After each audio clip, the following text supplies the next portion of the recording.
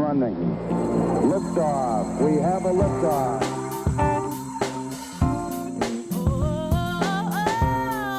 A wise man once said, "You don't choose the podcast chooses you." So consider yourself one of the chosen ones. Join us as we discuss books, masonry, esotericism, mysticism, lore, and more. It's one small step for man, one giant leap for mankind.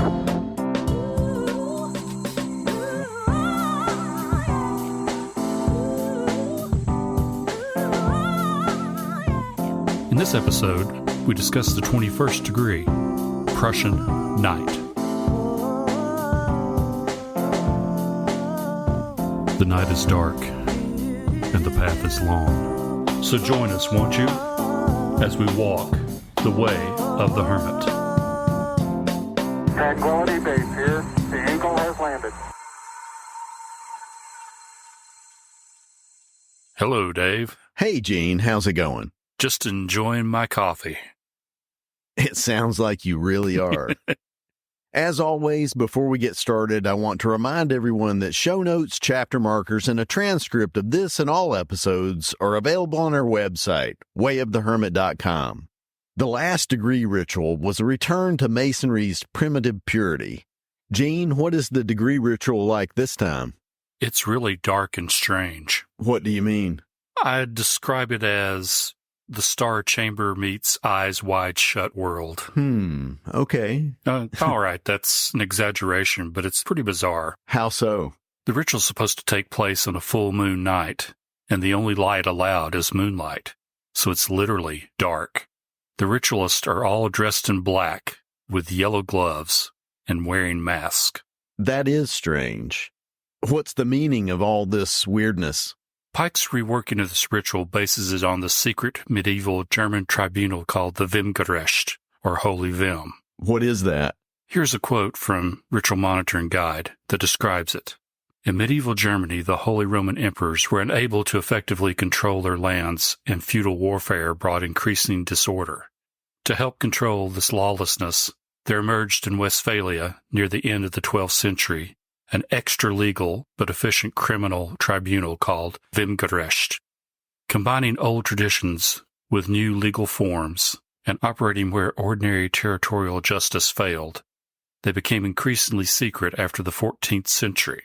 They operated in so-called holy bands, which were sworn to secrecy on pain of death. That's an interesting turn of phrase there. Extra-legal but efficient criminal tribunal? That's a star chamber, then. It may be the archetypal star chamber. They also held initiation rituals and used secret language and signs. This actually sounds like what some people believe Masonry is like. People sitting around in black robes deciding people's fates. Well, the Vehmgericht actually did some of that. Their membership was made up of knights, princes, and other nobility, but they weren't supposed to supersede the established authorities or laws. They were where you took allegations of abuses of power. So they really were only supposed to intervene in cases where the justice system had failed because of the corruption of people in authority. Exactly. They were basically an appeal of last resort.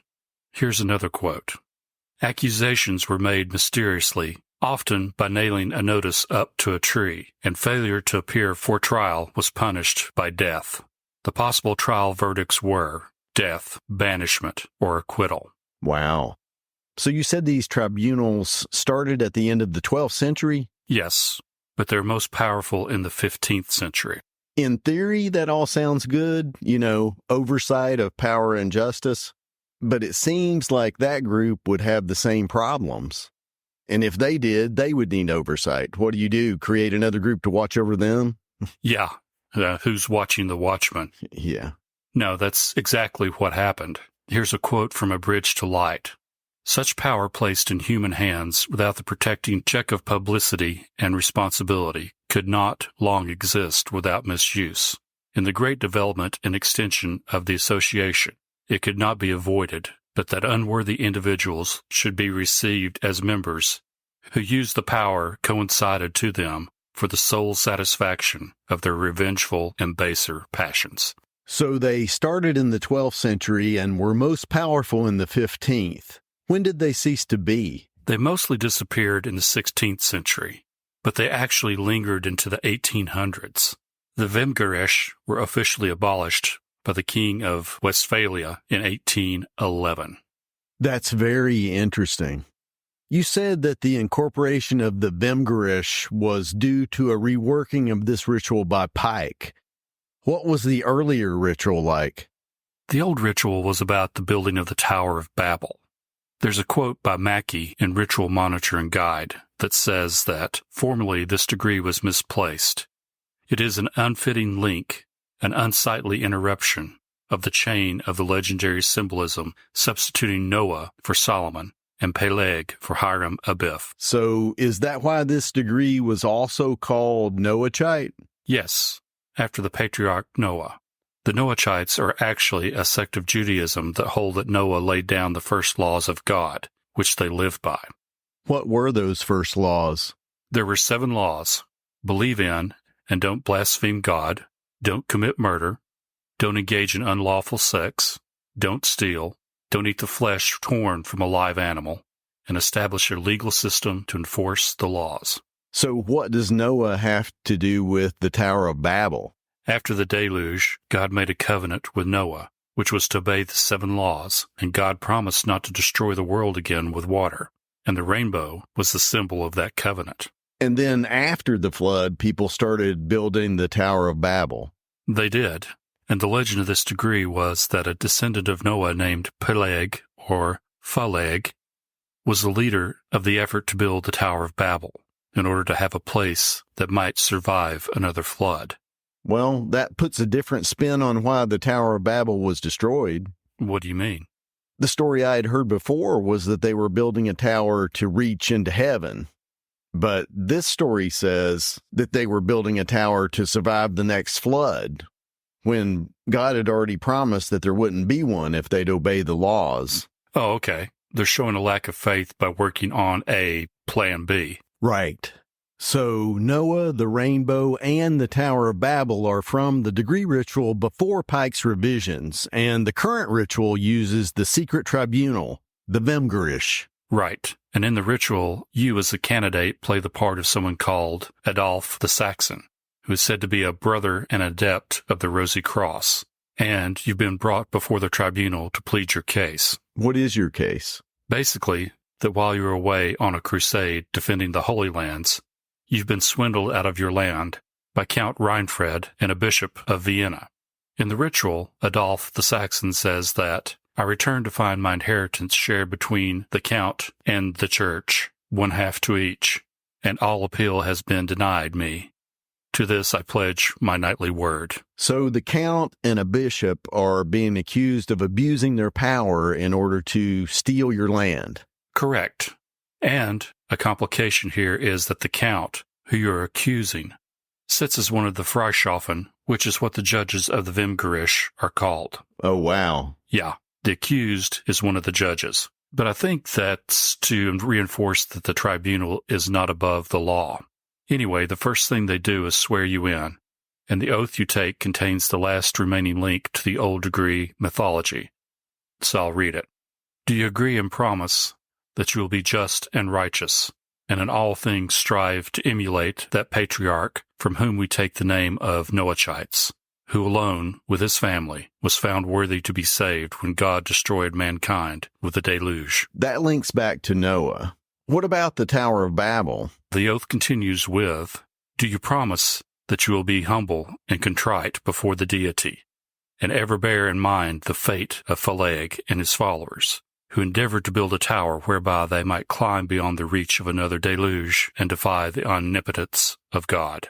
It's very interesting how the ritual incorporates the old mythology. It is. So you're sworn in and the trial commences. Does the Count deny that he has abused his power? He does, but after swearing before the tribunal that his claim to the land was valid, it's shown that the document that proved his ownership was forged. A Bridge to Light says that the count represents the type not to be emulated. He is most bold, knowing his own guilt, denied it before God, and throughout the trial in which it was believed God would judge between guilt and innocence. The Mason is to be the opposite, humble and modest, trusting in God. Though evil may prosper for a time, its downfall is certain. Those under its sway are counseled to have patience and faith. And so, in the ritual, justice prevails. Yes. So, what is the purpose of the degree? What are we supposed to get out of it? Well, exoterically, or on the outside, it illustrates what happens to all man-made institutions. How can you ensure justice when the judges themselves might be corrupt? The Vehmgericht was a system for judging the judges. Here's a quote from Bridge to Light.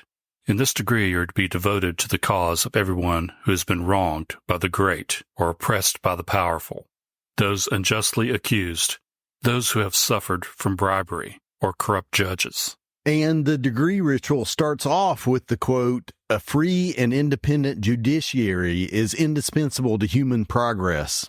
So this degree shows a system that has checks in place for even when the judges and those in power are corrupt. They're still called to account. All right, that's the exoteric reading. What's a deeper reading? That there's a higher justice in yourself and in the world, but it operates in darkness. So faith that there is ultimate justice, even if you don't always see it? Exactly. You got to have faith in God's will or divine providence. Faith that ultimately there is justice in the world. Right. So the members of the tribunal are Prussian knights? Yes. And you're instructed on what it means to be a Prussian knight. You're told that you shall not have honor as a knight unless you have earned it. Know that laziness is degrading and inactivity shameful. Be ever alert, seeking opportunities to win honor by doing good deeds. Be loyal in word and deed. Keep your promises. Aid widows and orphans, and God will reward you. Liberate yourself from the illusion that the accumulation of wealth is the purpose of life. Let not your tongue make mischief between other men by speaking flattery or gossip. Okay, so anything else you want to say about the degree before we begin looking at the degree lecture? There was one more thing. I'll read a quote to lead into the point I want to make. Okay. They meet only on the nights of the full moon and allow no other light than hers, because such was the ancient custom of the order, derived from the mysteries of Ceres and the old worship of Isis. In the heavenly hosts they admire the work of the Supreme Creator and the universal laws of harmony and motion, the two first laws that emanated from God. What did you want to point out about that? Just that it mentions being out under the stars, and that the ritual is linked to the mysteries of Ceres and Isis. Also, the apron of the degree has Harpocrates on it with a finger to his lips, which is the Egyptian hieroglyph for child, but it's interpreted as meaning keeping silent. The rites of Ceres and Isis were not to be revealed to the uninitiated on pain of death. That's true. So anyway, there's something leaving a scratch mark on the surface of my mind that there's something deeper there. The degree ritual is all about secret rites under the light of the moon. It's pointing at something, but we'll come back to it. We will. The degree lecture this time draws heavily from Resolves, Divine, Moral, and Political of Owen Feltham, which I've linked in the show notes. Gene, where do you want to start with the degree lecture? Well, the lecture starts off by saying, you're especially charged in this degree to be modest and humble, not vainglorious, nor filled with self-conceit. Be not wiser in your own opinion than the deity, nor find fault with his works, nor endeavor to improve upon what he has done. Be modest also in your intercourse with your fellows, and slow to entertain evil thoughts of them, and reluctant to ascribe to them evil intentions. That quote continues with, 1,000 presses flooding the country with their evanescent leaves are busily and incessantly engaged in maligning the motives and conduct of men and parties, and in making one man think worse of another, while, alas, scarcely one is found that ever, even accidentally, labors to make man think better of his fellow. Slander and calumny are never so insolently licentious in any country as they are this day in ours. The most retiring disposition, the most unobtrusive demeanor is no shield against their poisoned arrows. That is funny. When you remember he's talking about the 1870s. We've come a long way, baby. We sure have. And I'm going to pour a little more fuel on that fire with another related quote. Just do it. Okay. The evil is widespread and universal. No man, no woman, no household is sacred or safe from this new inquisition. No act is so pure or so praiseworthy that the unscrupulous vendor of lies who lives by pandering to a corrupt and morbid public appetite will not proclaim it as a crime. Journalism pries into the interior of private homes, gloats over the details of domestic tragedies of sin and shame, and deliberately invents and industriously circulates the most unmitigated and baseless falsehoods. That's uncanny. But we're told that we need not enlarge upon these evils. They are apparent to all and lamented over by all. It is the duty of a Mason to do all in his power to lessen, if not to remove them. There is no obligation resting on us to trumpet forth our disapproval of every wrongful or improper act that every other man commits. So, see no evil, speak no evil? Well, you probably should keep your eyes open to see it. But we're told here to keep our negative opinions of people to ourselves. Here's a quote.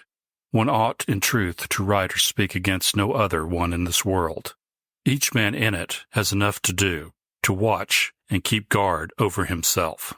And another quote says, very generally, the censure bestowed upon men's acts by those who have appointed and commissioned themselves keepers of the public morals is undeserved. It's pure arrogance.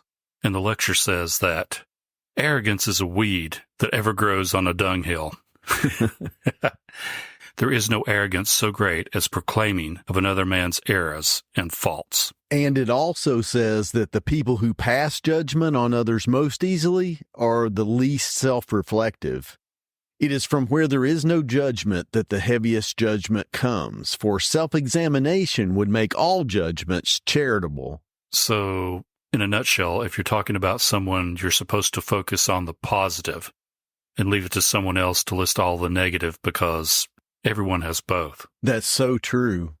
And that theme of arrogance being the root problem continues in another quote that says, the Mason should be humble and modest toward the grand architect of the universe, and not impugn his wisdom nor set up his own imperfect sense of right against his providence and dispensations, nor attempt too rashly to explore the mysteries of God's infinite essence and inscrutable plans, and of that great nature which we are not made capable to understand. That ties back to the Tower of Babel as being built out of arrogance. They thought they could outwit God. Right. The tower was a hedge against divine providence, which is doomed to failure because divine providence is inevitable by definition. And that's what's symbolized by the tower's destruction. Just feeling the need to build the tower in the first place shows a lack of faith in God or trust in providence. And the next section deals with that. It discusses atheism and pantheism, not believing in God or believing in more than one God. The section is called Pantheism and Atheism Condemned. So that's saying that there is at least one God, but not more than one. There can be only one. That's right. Monotheism is the formula being put forward here. It says, let him steer away from all those vain philosophies which endeavor to account for all that is without admitting that there is a God, separate and apart from the universe, which is his work, which erect universal nature into a God and worship it alone, which annihilate spirit and believe no testimony except that of the bodily senses, which by logical formulas and dexterous collocation of words make the actual living, guiding, and protecting God fade into the dim mistiness of a mere abstraction and unreality, itself a mere logical formula. The real issue is trying to put God in a box. You can't do that, and you have to take that into account at all times in your own thinking, just to keep a check on your own judgment. Which extends to thinking that we know better than God about how the world should be run. Which leads to my last quote in this section, which says, nor let him have any alliance with those theorists who are wiser than heaven and know the aims and purposes of the deity, and can see a short and more direct means of attaining them than it pleases him to employ, who would have no discords in the great harmony of the universe, but equal distribution of property, no subjugation of one man to the will of another, no compulsory labor, and still no starvation, nor destitution, nor pauperism. That's a statement deserving of some study. Yeah, tell me about it. But it's just saying that any utopia you can imagine most likely doesn't materialize like you expect. People run everything. Unfortunately, that's true. And again, it ties back to the legend of the Tower of Babel. Being arrogant enough to think that you know better than God, not accepting the way things are, but trying to bend them to your will. But isn't that just what we do? Bend nature to our will? Up to a point, yes. But there's a line in the sand there, dude. And across that line, you do not cross. Yeah, I hear you, Walter, but it just makes me think that you don't know where that line is until you step over it and get smited. I think that's a pretty good statement of how the world works. True. We're supposed to just accept that and be satisfied with that. The next section is be satisfied that God is real. The first quote I have there is, let him not spend his life as they do in building a new Tower of Babel and attempting to change that which is fixed by the inflexible law of God's enactment. But let him, yielding to the superior wisdom of providence, be content to believe that the march of events is rightly ordered by an infinite wisdom and leads, though we cannot see it, to a great and perfect result. Let him be satisfied to follow the path pointed out by that providence and to labor for the good of the human race. That means getting in tune with divine providence, aligning yourself to it so that you aren't just trying to sail against the trade winds, so to speak. The last quote I have from this lecture is, let him build no Tower of Babel under the belief that by ascending he will mount so high that God will disappear or be superseded by a great monstrous aggregate of material forces, or mere glittering logical formula, but evermore standing humbly and reverently upon the earth and looking with awe and confidence towards heaven. Let him be satisfied that there is a real God, a person, not a formula, a father and a protector who loves and sympathizes, and that the eternal ways by which he rules the world are infinitely wise, no matter how far they may be above the feeble comprehension and limited vision of man.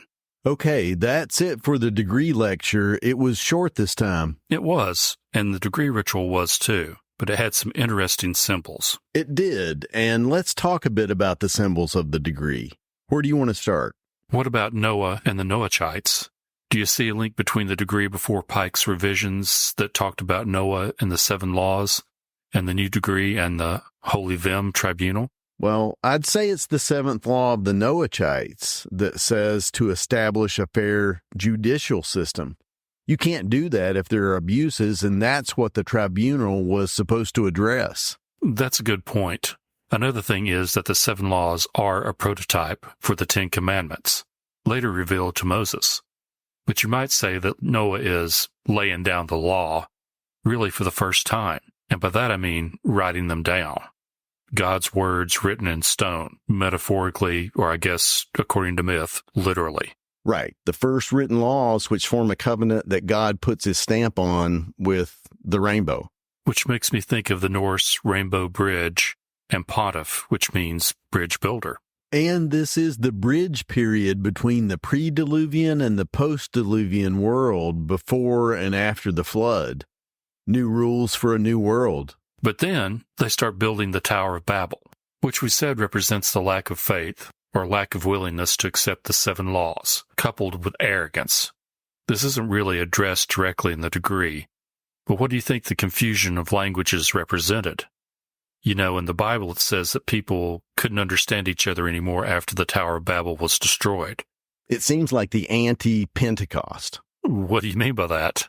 At Pentecost, the disciples spoke in tongues and could understand all the languages. So basically, it was a reversal of how God smote the people at the tower.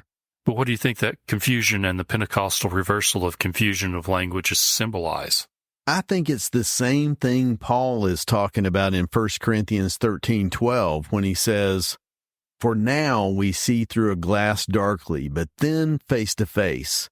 Now I know in part, but then shall I know even as also I am known." A scanner darkly. Right. It's language that clouds our vision. It is the way we manipulate the world, thoughts and plans that get carried out in action.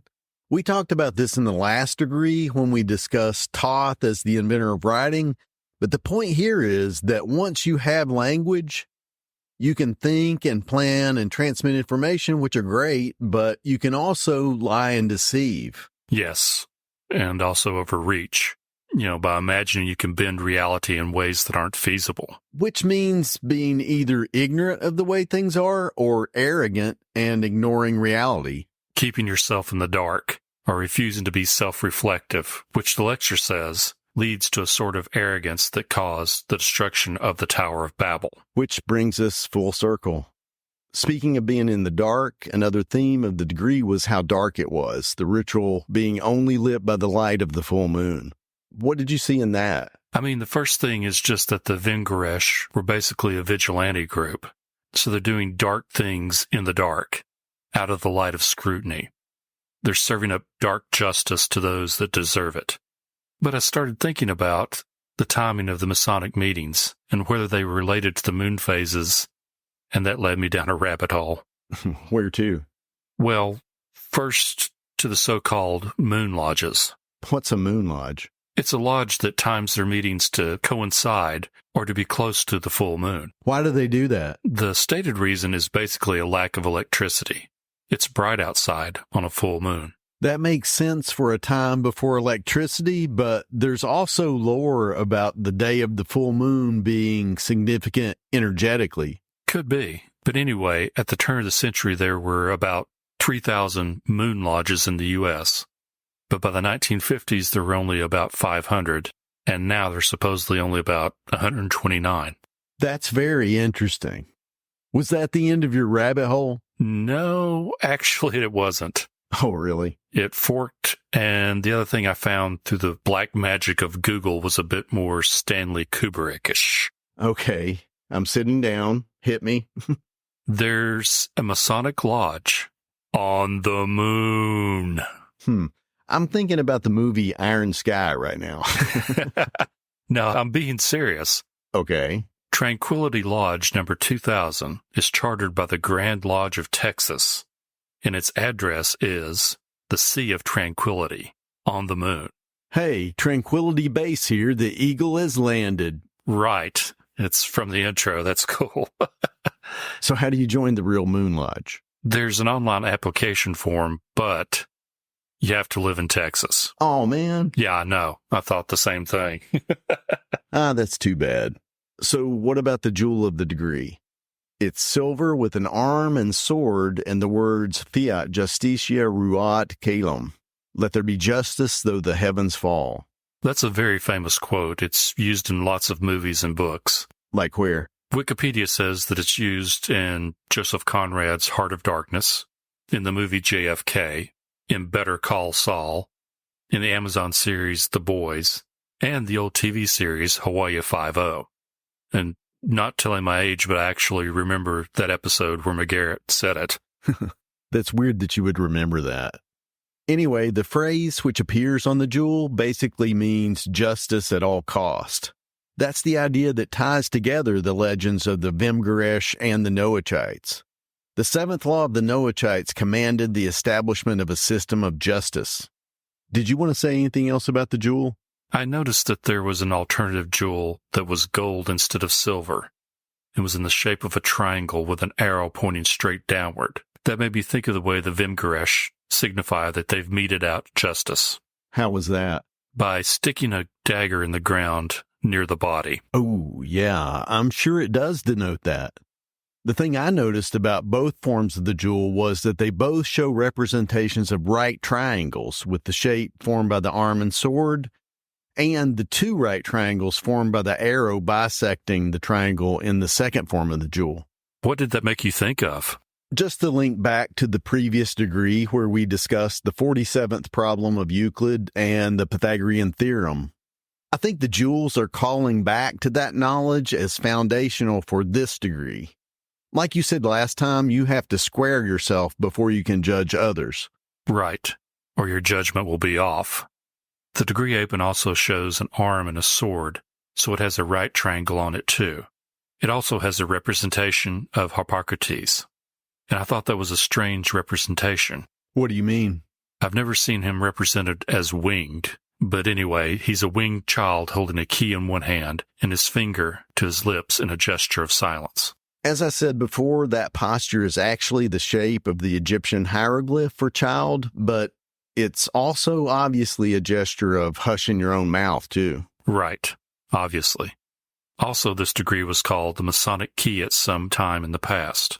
And Harpocrates is holding a key. Is that another one of those things where the degree absorbs the symbols of its previous incarnations? Maybe so, but what about just silence, the way it was treated in this degree? Well, silence was referred to in two very different ways in this degree. On the one hand, you have the silent judgment of the holy Vehm tribunal, and on the other, we were lectured to keep silent about the faults of others. Yeah, I noticed that too. Have you ever heard the phrase sub rosa? Yes, it means to keep something under wraps or secret, right? Right, but it comes from a story about Aphrodite sending Harpocrates a rose in exchange for him keeping her indiscretions secret. So Harpocrates is the god of secrets, and the rose has come to symbolize silence and was sometimes suspended from the ceiling of meeting places.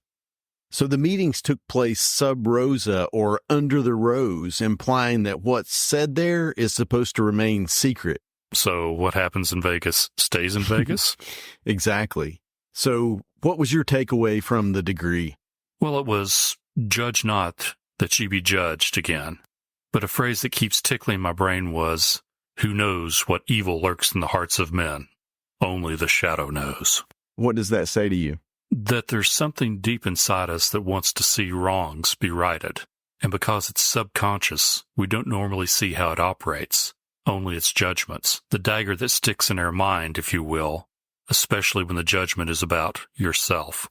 And as we discussed earlier, self-reflection is a hedge against arrogance. Yeah, but it made me think of the way your own mind can torment you with, you're guilty, you're guilty. So there's two sides to it. You can focus on the negative and the evil in yourself or in others. Or, and this was a question I had, are you just supposed to kick it into neutral and think, I don't need to worry about evil in the world because ultimately they'll get what's coming to them? That's a good question. I think the point is that you have to do both.